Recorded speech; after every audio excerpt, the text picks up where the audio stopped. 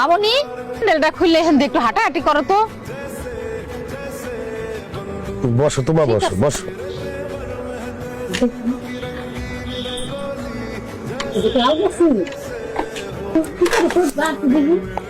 ও মা, তুমি একটু কথা কও, জোরে জোরে কথা কও, তোমার গলার স্বরটা শুনবো কেমন।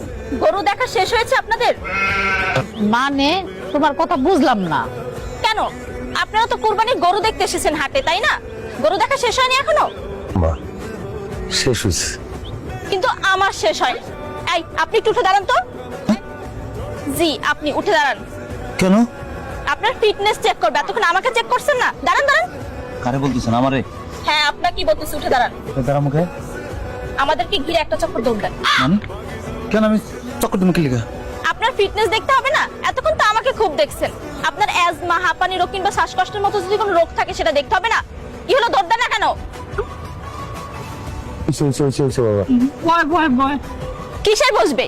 হ্যাঁ 5টা বুক ডাউন দেন। কি 5টা বুক ডাউন দেন। প্রোগ্রাম দেবো কি লিখা? আপনার ফিটনেস দেখবে, এতক্ষণ আমাকে দেখছেন না? দেন। এক কিসের 4টা? 3টা হইছে। হয়েছে, হয়ে গেছে হয়ে গেছে। 4 5 এক কথা যাচ্ছেন, দাঁড়ান।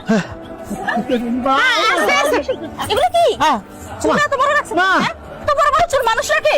এত বড় বড় চুল আমার পছন্দ না। আর্মি কাটিং দিবেন। দেখি আপনার চারিত্রিক সনদ মেডিকেল সার্টিফিকেট দেন তো। কি আমি কি চাকরি ইন্টারভিউ দিতে এসেছি নাকি? এগুলো নিয়ে আমাকে লিখা?